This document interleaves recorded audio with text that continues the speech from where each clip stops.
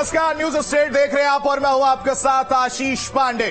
मैं हूं आपके साथ शुभम त्रिपाठी और बजट से जुड़ी हर एक अपडेट हम आप तक पहुंचा रहे हैं। धन की बात हमारे खास कार्यक्रम में। बड़ी खबर आपको बता दें, संसद भवन में केंद्रीय कैबिनेट की बैठक जारी है। बैठक में मिलेगी बजट को मंजूरी। तो बड़ी खबर, संसद भवन में केंद्रीय कैबिनेट की बैठक जारी है। बैठक में मिलेगी बजट की मंजूरी।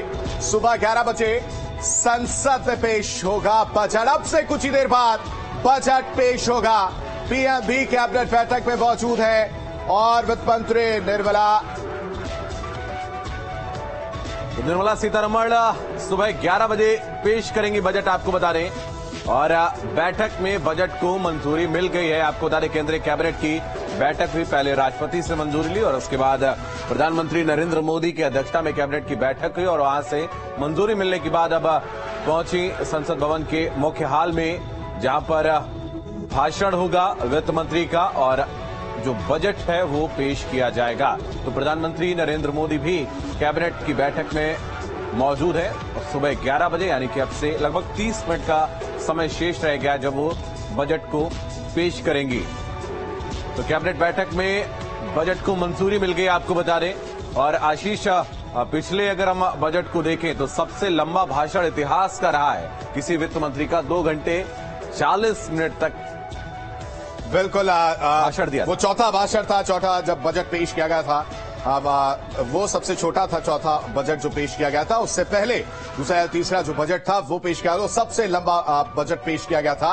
और इसके बाद अपडेट अभी है कि कैबिनेट की बैठक में बजट को मंजूरी मिल चुकी है शुभम। और देशवासियों की नजरें जो है वो निर्मला सीतारमण पर टिकी हुई है और 11 बजे हर आम नागरिक, हर किसी की आंख जो है अपने अपने टेलीविजन स्क्रीन पर होगी कि निर्मला सीतारमण जो है वो क्या तोहफा देती हैं, क्योंकि आगामी चुनाव भी है शुभम। और चुनाव के मद्देनजर कहीं ना कहीं इस बजट को लेकर लोगों में खास उम्मीदें भी हैं, खासकर टैक्स पेयर्स की अगर बात की जाए, टैक्स में छूट की बात की जाए तो।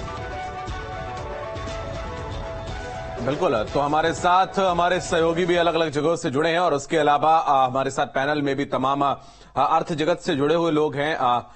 हम हिमांशु के पास चलते हैं। हिमांशु गाजियाबाद से हमारे सहयोगी जुड़े हैं। हिमांशु, इस बार का बजट चूंकि खास होने वाला है, अमृतकाल का बजट है, ऐसा हमारे साथ जो पैनलिस्ट जुड़े हैं, विशेषज्ञ हैं, उनका कहना है। आपके आसपास जो लोग मौजूद हैं या जिन लोगों से आपने बात की है, उनकी क्या आशाएं, क्या उम्मीदें हैं? बिल्कुल, देखिए, चुनाव से पहले ये बजट पेश हो रहा है क्योंकि 2024 में चुनाव होना है। उसको ध्यान में रखकर कहीं ना कहीं ये बजट बनाया गया होगा। आम जनता इस बात को कहती नजर आ रही है और सीधा आम जनता के पास ही चलते हैं, उनसे जानते हैं क्या कुछ उम्मीदें इस बजट से वो लगाए बैठे हैं। क्योंकि व्यापारी वर्ग हो, चाहे आम जनता हो, चाहे फिर युवा हो, सभी को इस बजट से काफी उम्मीदें हैं। चुनाव से पहले का ये बजट है, तो बात कर लेते हैं। सबसे पहले आपसे ही बात करते हैं सर, किस तरह से बजट आज देखना चाहेंगे आप? निर्मला सीतारमण जो वित्त मंत्री हैं 11 बजे बजट पेश करेंगे। बजट जो है उसमें सभी समाज को जो है सम्मिलित किया जाना चाहिए। जैसे सर्विस क्लास है, स्टैंडर्ड डिडक्शन जो है उसकी सीमा बढ़ाई जानी चाहिए। जो टैक्स की सीमा है उसे 5 लाख तक किया जाना चाहिए। इसके अतिरिक्त अब बिजनेस क्लास में आए हैं तो बिजनेस क्लास में जीएसटी और जो चीजें हैं उनमें थोड़ा सा उनको राहत मिलनी चाहिए। आजकल जो जीएसटी में जगह जगह पेनल्टीज वगैरह का प्रोविजन है वो कुछ कम होने चाहिए। आम आदमी ये सब अपेक्षा कर रहा है कि ये सब होना चाहिए। तीसरा, अगर घर की बात करें तो दाल, चावल, चीनी जो ग्रोसरीज हैं वो हम महिला हमारे साथ हैं, उनसे हम बात कर लेते हैं, जान लेते हैं। क्योंकि महिला घर को संभालती हैं, आप गृहिणी हैं, रसोई पूरा आप संभालती हैं, तो किस तरह से देखती हैं आम बजट को? क्या कुछ होना चाहिए इस बजट में, खासतौर पर घर को ध्यान में रखते हुए? भाई, सरकार से बस यही आशा करते हैं कि बजट में आजकल चाहे सिलेंडर है, दाल, चावल, सब्जी, सभी चीजें बहुत महंगी हो रखी हैं, तो सरकार को भाई महिलाओं की समस्याओं पे ध्यान देना चाहिए और बजट पर, घरेलू बजट पर ध्यान देना चाहिए। घर का बजट बिगड़ जाता है महंगाई होने पर। बिल्कुल। तो आप सर किस तरह से देखते हैं आज के बजट को? कैसा होना चाहिए आज का बजट? और 2024 के अंदर जिस तरह से चुनाव भी है, तो क्या लगता है कि इस बार का जो बजट होगा पहले के मुकाबले काफी अच्छा होगा और हर किसी वर्ग को ध्यान में रख के कुछ ना कुछ देगी सरकार? चुनावी वर्ष है और इस वर्ष सरकार पब्लिक का जरूर ध्यान रखेगी, लेकिन पब्लिक के साथ साथ मेरा मानना है सबसे पहले एक तो पेट्रोल और डीजल जो बेसिकली महंगाई का मेन मुद्दा है, इसका सब पे इम्पैक्ट आता है। यदि पेट्रोल और डीजल पे गवर्नमेंट कुछ राहत देती है, कम करें टैक्स कम करे या मतलब रेट उसका कम करे अल्टीमेटली पब्लिक को, तो कमर्शियल व्हीकल और उसके थ्रू सबको फायदा। बीच में ये मांग भी उठती रही है कि पेट्रोल डीजल को भी जीएसटी के दायरे में लाया जाना चाहिए। जी जी जी, जीएसटी के दायरे में लाए और कुल मिला के 5-7% यदि पेट्रोल का हर एक कोई निम्न वर्ग हो, मध्यम वर्ग हो, उच्च वर्ग हो, सब पे इम्पैक्ट है। बिल्कुल, युवा भी हमारे साथ हैं, उनसे बात कर लेते हैं क्योंकि युवाओं को रोजगार ये वो चाहता है युवा, तो युवा क्या चाहता है उनसे बात कर लेते हैं। आप क्या चाहते हैं भाई, अपना नाम बताइए। मेरा नाम हरीश गुप्ता है। देखते हैं मोदी जी के बजट में युवाओं के लिए क्या होता है, वैकेंसी आती हैं या नई नई इंडस्ट्री आती हैं, नहीं आती हैं, जिससे युवा बहुत बेरोजगार है इस टाइम। जॉब के लिए जॉब मिलने चाहिए, रोजगार के साधन बढ़े और रोजगार मिले, बढ़े और रोजगार भी मिले लोगों को। तो सभी से हमने बात की, आपने सुना सभी को। आम गृहिणी क्या चाहती है, युवा क्या चाहते हैं, बाकी जो आम पब्लिक है वो क्या चाहती है इस बजट से।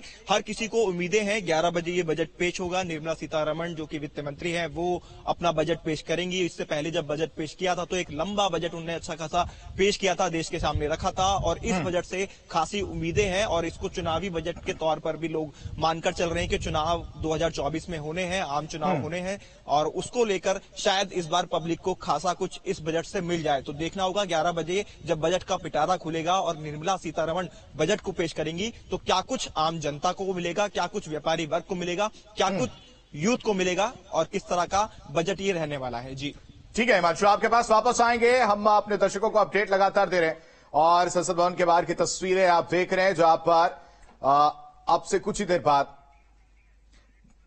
जो बजट की प्रतियां हैं जो बाकी के लोग हैं उनमें बांटी जाएंगी। ये बजट की प्रतियां अंदर ले जाते हुए नजर आ रहे हैं।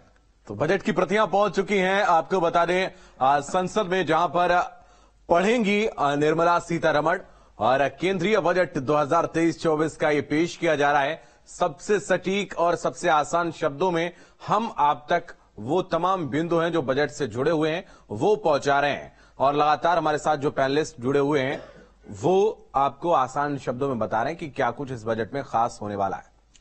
तो बिल्कुल इस बार आम बजट से देश के सभी वर्गों के लोगों को काफी उम्मीदें हैं और उम्मीदें बंधी हुई हैं। क्या कुछ उनका मानना है, क्या कुछ उम्मीदें लेकर वो बैठे हैं, वो भी हम अपने दर्शकों को सुना देते हैं। आम आदमी को राहत मिलना चाहिए इस बजट से, और जो बेसिक चीजें हैं उस पर उसका कीमत कम होना चाहिए। ज्यादा की तो बात ही नहीं, मैं बोल रहा हूँ कम होना चाहिए। हम आज से बजट से ये उम्मीद करते हैं कि जो गरीब तत्व के लोग हैं, जैसे गैस हो गई, आपके खाने पीने की चीजें हो गई, वो मंदी हो जाए। कुछ आम लोगों के लिए थोड़ा सा पिटारा अगर सरकार खोल दे तो आम लोगों के लिए, आम आदमी के लिए कुछ थोड़ी सी राहत मिल जाए।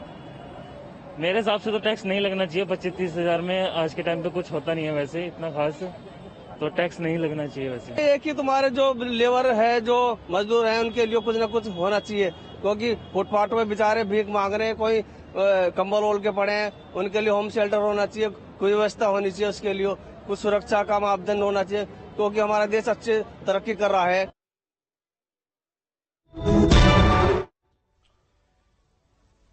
तो सरल सटीक सबसे तेज धन की बात करने के लिए हमारे साथ तमाम मेहमान हमारे साथ जुड़े हैं। प्रोफेसर एम कृष्णा अर्थशास्त्री प्रयागराज से हमारे साथ जुड़े हैं। राजेश्वर वेनुली हमारे साथ टैक्स एक्सपर्ट हैं, नोएडा स्टूडियो से हमारे साथ जुड़े हुए हैं। साथ ही साथ धर्म सिंह भी हमारे साथ जुड़े हुए हैं। सबसे पहले रुक कर लेते धर्म सिंह का। धर्म सिंह जी, हमारे साथ जो लोग मौजूद थे, आपने सुना होगा, हमारे संवाददाता हिमांशु वहां मौजूद थे। लोगों का साफ कहना है कि इस बार जो है टैक्स जो पेयर्स हैं वो उम्मीदें लगाकर बैठे हैं कि टैक्स में छूट देखने को मिल सकती है। अगर आपके नजरिए से देखा जाए तो इस बार के बजट से आपकी अपनी क्या उम्मीदें हैं कि इन चीजों में बदलाव किया जाए ताकि बेहतर और बजट हो सके? आई थिंक टैक्स स्लैब में चेंजेस तो आई डाउट है कि आएगी, क्योंकि सरकार का एक डायरेक्शन है कि मैक्सिमम रिटर्न फाइल करवाई जाए। तो पहले हमारी 6 करोड़ रिटर्न फाइल हुई थी लास्ट 2021 में, जो कि 2021-22 में जो 7 करोड़ तक टच करी है। ठीक है, तो सरकार का कहीं ना कहीं ये जरूर है, दिमाग में चल रहा है कि भाई का मैक्सिमम रिटर्न्स आए। तो मैक्सिमम रिटर्न्स जब आपको लेनी है तो ये स्लैब बढ़ा दी तो रिटर्न्स कम हो जाएगी। तो सरकार इस डायरेक्शन में ना जाके कहीं ना कहीं इनडायरेक्टली कोई स्टैंडर्ड डिडक्शन में इंक्रीज कर देगी, या मेडिक्लेम जो इंश्योरेंस पॉलिसी 80D की जो डिडक्शन है उसमें इंक्रीज कर दे, ऐसा कोई अनुमान मेरे पास आ रहा है। ठीक है, उसके बाद जो दो रजीमा चल रहे हैं हमारे के भाई ओल्ड टैक्स रजीम और न्यू टैक्स रजीम, तो कहीं ना कहीं सरकार ये भी सोचेगी कि एक रजीम पे आए कहीं ना कहीं, तो नए रजीम के अंदर कोई ना कोई डिडक्शन ऐड करने की सरकार की प्लानिंग है इस बजट में। आई थिंक कि कोई एटीसी की जो डिडक्शन 1.5 लाख की हम ओल्ड रजीम में लेते हैं वो न्यू में शिफ्ट कर दी जाए, और इसी तरह से जो 80D की हम ओल्ड में लेते हैं न्यू में शिफ्ट कर दी जाए, और स्टैंडर्ड डिडक्शन भी न्यू रजीम में लाई जाए। तो इससे क्या है कि कहीं ना कहीं हमें ओल्ड रजीम से बाहर निकलने का एक रास्ता देगी और ये न्यू रजीम की तरफ हम बढ़ेंगे, और जिसमें मैक्सिमम अदर बेनिफिट भी सरकार इसमें लेके आएगी। और रही बात छोटे जो व्यापारी लोग हैं उनको जो देना है, स्लैब देना है, जैसे आपको रिटर्न नहीं फाइल करनी, टैक्स ऑडिट इतने लेवल तक नहीं फाइल करनी, वो उनमें चेंजेस कहीं ना कहीं नजर आ रहे हैं कि भाई बर्डन कम किया जाए, मतलब फाइलिंग बर्डन कम हो, अकाउंटिंग बर्डन पे उनको ना रहे। छोटा जो व्यापारी लोग हैं वो व्यापार करें, आगे बढ़ें, ना कि वो इन चीजों की टेंशन में रहें कि वो रिटर्न फाइल करें। तो जो 10 करोड़ की लिमिट थी कि कैश बैंकिंग ट्रांजैक्शन से जो होती है वो भी बढ़ाई जा सकती है 10 करोड़ तक, सॉरी 5 की थी, और जो आपकी कैश वाली लिमिट 1 करोड़ की थी हो सकता है कि वो कम करके 50 की कर दे, क्योंकि कहीं ना कहीं गवर्नमेंट का ये भी है कि कैश ट्रांजैक्शन बंद करी जाए। तो ये बजट जो है ना आम लोगों को भी ध्यान में रखा जाएगा, और सरकार अपने कंप्लायंस पार्ट को भी ध्यान में रखेगी कि कम से कम एक स्ट्रक्चर में तो टैक्स रिजीम चले हमारा। बिल्कुल, मैं वापस आऊंगा आपके पास। राजेश्वर जी हमारे साथ जुड़े हुए हैं, टैक्स एक्सपर्ट है। राजेश्वर जी, मैं आपके पास आऊंगा। बजट को सब लोग जो है वो बजट का इंतजार कर रहे हैं, क्या उनके लिए खास हो। एक बात जो सरकार के द्वारा भी स्पष्ट की गई है कि ये अमृतकाल का बजट है। दूसरी बात, एक जो अभी बयान सामने आया था वित्त राज्य मंत्री का, उन्होंने कहा था कि सारे वर्गों का इसमें उनके हितों का समावेश किया गया है। तो क्या कुछ खास हो सकता है, क्योंकि हम देखें पिछले जो बजट रहे हैं उनमें कहीं ना कहीं मध्यम वर्ग को थोड़ी सी निराशा हुई है, तो सारे वर्गों के हितों को कैसे समावेश किया गया होगा? एक तो आवाज थोड़ी वॉइस कम आ रही थी, लेकिन जो सारे वर्गों का समावेश की बात करें, जो वित्त राज्य मंत्री ने, जैसे वित्त राज्य मंत्री का जो भाषण, जो उनका स्टेटमेंट आया है, देखिए बजट में तो इन्हीं के सारे वर्गों का समावेश होगा। और बजट में एक दूसरी बात ये भी है कि बिल्कुल हम स्पष्ट रूप से सुन पा रहे हैं आपको, आप बोलिए। अच्छा, सुन पा, हाँ, सारे वर्गों का समावेश भी होगा और सारे वर्ग जो है उससे कहीं ना कहीं बेनिफिट होगा। और ये भी माना जा रहा है कि अब अमृत काल शुरू हुआ, जैसे हमारे सहयोगी भी बता रहे थे कि 2047 तक अगले 25 सालों का हम बजट बनाने जा रहे हैं। तो कहीं ना कहीं से सबको बेनिफिट मिलेगा, और धीरे धीरे से हम आर्टिफिशियल इंटेलिजेंस की तरफ बढ़ रहे हैं, मैकेनिज्म पर बढ़ रहे हैं। तो क्या हो रहा है कि जो मैनुअल जो वर्क था वो धीरे धीरे कम हो रहा है। तो कल मैं हमारे एक पुराने इंस्टीट्यूट ऑफ चार्टर्ड अकाउंटेंट के पूर्व अध्यक्ष रहे वैद्य जैन, उनका कहना था कि हमें जो प्रॉपर्टी या बोलिए आप रियल एस्टेट डेवलपमेंट है, इस पे भी ध्यान रखिए कि वो लेबर इंसेंटिव ज्यादा है, तो कम से कम उस पे कुछ छूटें मिलने की संभावना उनकी तरफ से व्यक्त की जा रही थी। और मुझे भी लगता है कि कुछ न कुछ छूटें होंगी। और अभी हमारे साथी बता रहे थे कि एक रेजिम से दूसरे रेजिम पे जाने वाला न्यू रेजिम लाया ही इसीलिए गया था कि लोग धीरे धीरे शिफ्ट हों। वो पिछले साल कुछ अट्रैक्टिव नहीं था, शायद कुछ छूटें नहीं थी, तो हो सकता है उन चीजों में कुछ छूटें दी जाए, जिससे कुछ जो नए जो है, जो बर्डन, जो काम करने का मतलब जो कंप्लायंस का बर्डन है, वो नॉर्मल आदमी पे कम से धीरे धीरे कम हो। तो इस ढंग से अगर देखा जाएगा तो जैसे एग्रीकल्चर सेक्टर है, सारे एग्रीकल्चर सेक्टर का भी आया है बकायदे कि एक्सपोर्ट ओरिएंटेड करेंगे। तो सब चीजों को धीरे धीरे कहीं ना कहीं इस लायक बनाया जा रहा है कि सारे वर्गों को कुछ न कुछ फायदा हो और चीजें राशनलाइज हो जाए, चीजें ऑटोमेटिक सिस्टम पे आ जाए, जो आपको कंप्यूटराइजेशन से या डिजिटाइजेशन करने से उसका फायदा हो रहा है। तीसरी बात ये आ रही है कि अधिक से अधिक लोगों को टैक्स स्लैब में लाया, जैसे बार बार आता है कि टैक्स स्लैब बढ़ा दिया जाए, तो टैक्स स्लैब बढ़ा दिया जाए की जगह ये हो सकता है कि टैक्स राशनलाइज कर दिया जाए, जहां 5% लगता है वहां उसकी जगह 2.5% कर दिया जाए, कि जिससे मैक्सिमम लोग जो है नेट में आ जाए, जिससे जो दूसरे टाइप की चोरियां होती है, जिसके लिए हम लगातार कहते हैं कि अलग अलग टाइप की कंपनियां, कई टाइप की कंपनियां जो फेक कंपनियां होती हैं, उन कंपनियों से या फेक जो बिल्डिंग होती है वो सब रोका जा सके।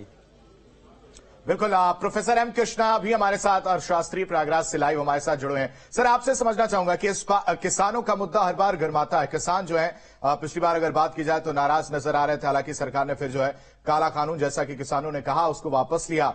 अब किसानों की बात की जाए तो वो किस आस में इस बजट को लेकर नजर आ सकते, उनकी क्या उम्मीदें हैं इस बजट से?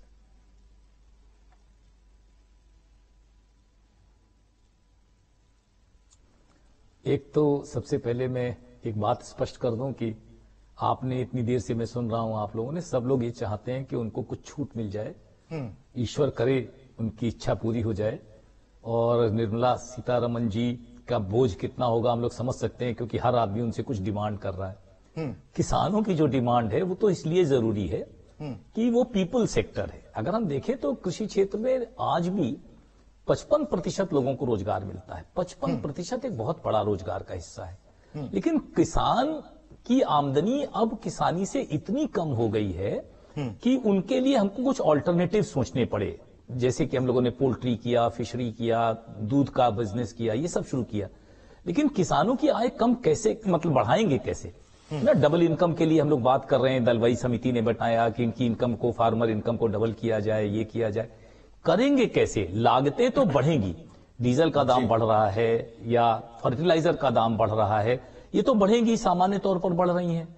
अगर उनकी कृषि उत्पाद मूल्य जो है, अगर वो बेटर रिम्यूनरेटिव हो जाए, जिसकी वजह से हम लोग बार बार कह रहे हैं कि उनके कीमतें, उनको भी लाभ मिलना चाहिए। अगर 6% कीमतें बढ़ रही तो किसानों की वस्तुओं की भी कीमतों को कुछ बढ़ना चाहिए। तो बार बार एक बात समझ लीजिए कि उनकी लागतों को रोक पाना और उनको मिलने वाले मूल्यों को थोड़ा अगर हम बढ़ा सकें, तब हम कृषि को थोड़ा लाभप्रद बना सकेंगे। ये हमको सोचना पड़ेगा कि केवल एमएसपी से काम नहीं चलने वाला है, उनको हम लोग किसी और तरीके से, एक नया सिस्टम नीति आयोग ने डेवलप किया है, डेफिशिएंसी प्राइसिंग, कि अगर मार्केट में प्राइस ज्यादा है और उनको कम पर बेचना पड़ रहा है तो उतनी कीमत उनको डायरेक्ट बेनिफिट कर दिया तो जाए। इसका एक बड़ा ये उपाय हो सकता है कि जो फर्टिलाइजर्स हैं या जो कीटनाशक है, कहीं ना कहीं अगर उनकी कीमतें कम हो तो लागत थोड़ा सा कम हो जाएगी। प्रोफेसर साहब, कम, लागत कम की जानी चाहिए, वो तो सच है। लेकिन आप समझ रहे हैं ना, ये बहुत लोग कह रहे हैं महंगाई कम, महंगाई न बढ़े यही हमारे लिए बड़ी चुनौती होगी। 6% से महंगाई बढ़ रही है, न बढ़े ये चुनौती है।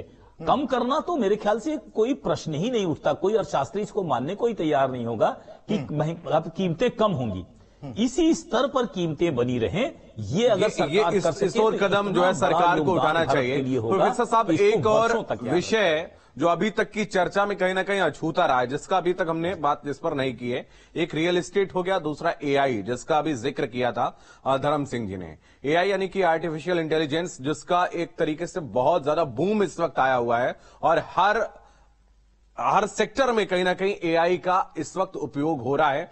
क्या इसके ऊपर जो निर्भरता बढ़ रही है उससे बजट पर या अर्थव्यवस्था पर कोई प्रभाव पड़ेगा? एक तो ये बड़ा सवाल है, और दूसरा रियल एस्टेट पर क्या कुछ इस बजट का असर पड़ने वाला है और क्या कुछ इस वक्त जो हालात चल रहे हैं उनमें उनको फायदा हो सकता है? ये दो क्वेश्चन है जो मैं चाहूंगा इस पर आप विस्तार से थोड़ा सा बताएं।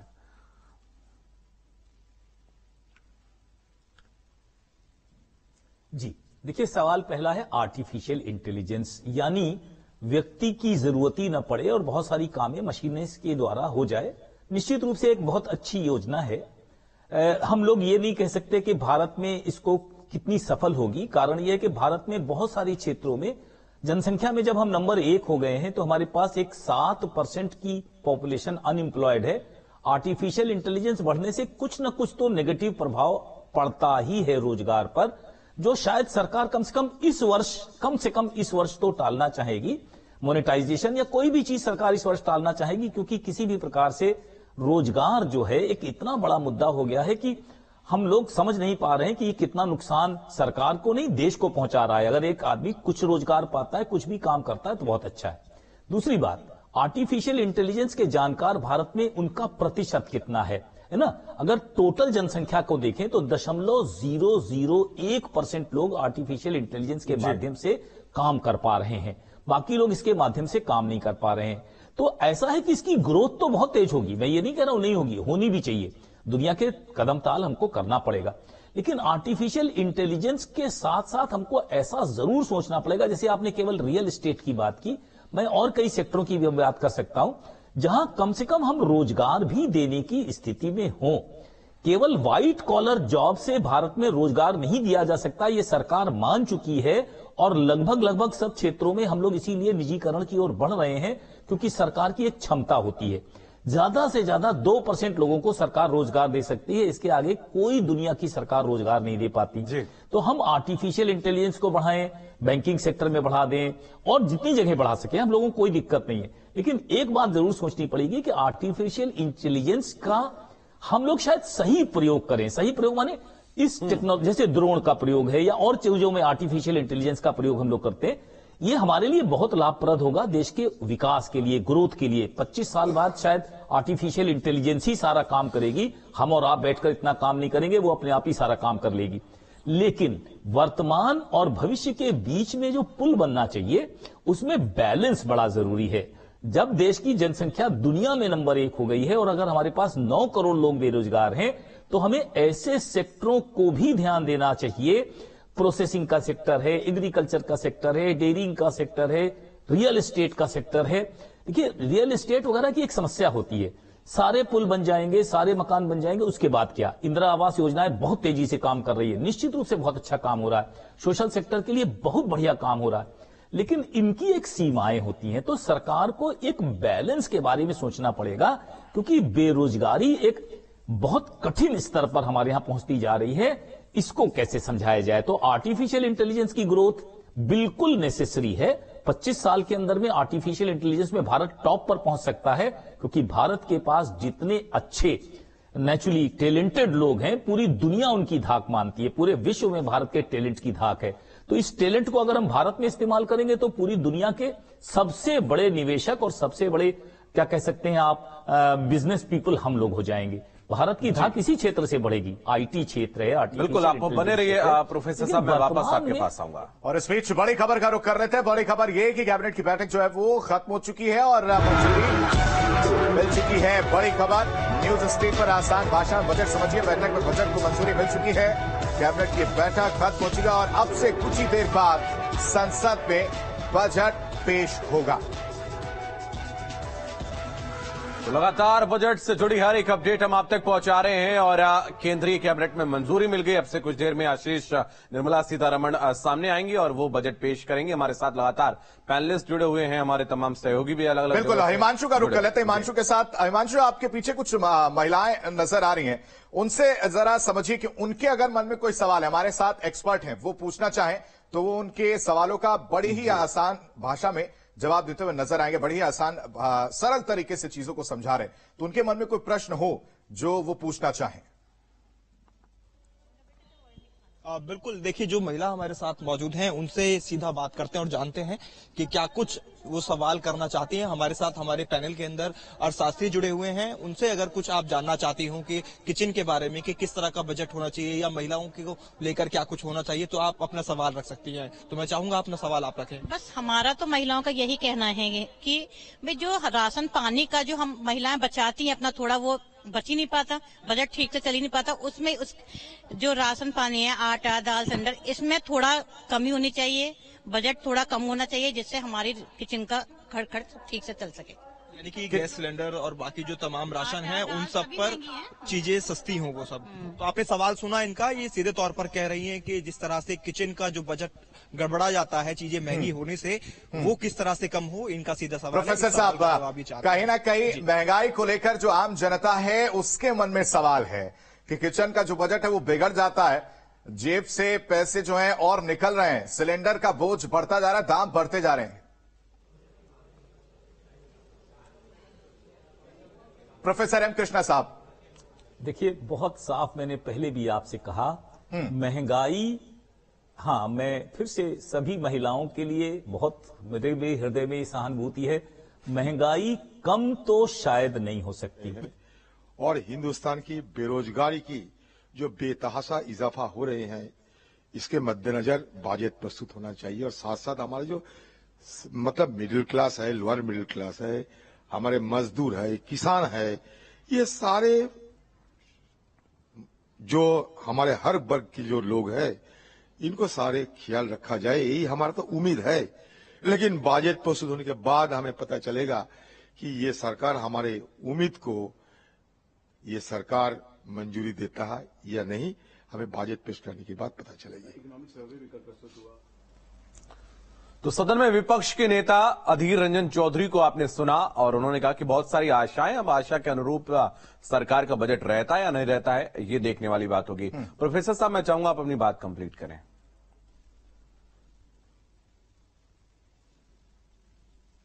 हाँ, तो मैं फिर से इसी बात को कहना चाहता हूं सभी महिलाओं से भी।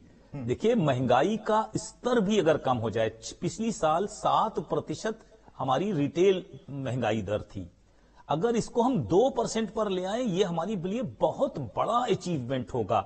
यानी आप ये सोचें कि वस्तुओं के दाम कम होंगे, ये तो संभव नहीं है।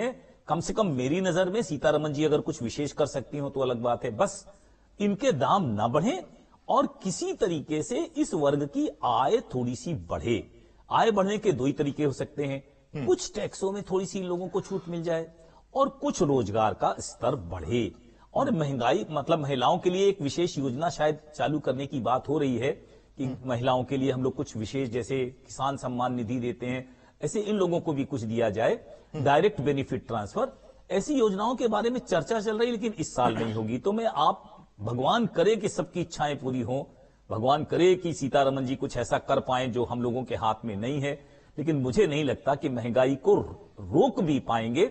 लेकिन हाँ, उसके बढ़ने की दर को तो थोड़ा कम करना ही होगा।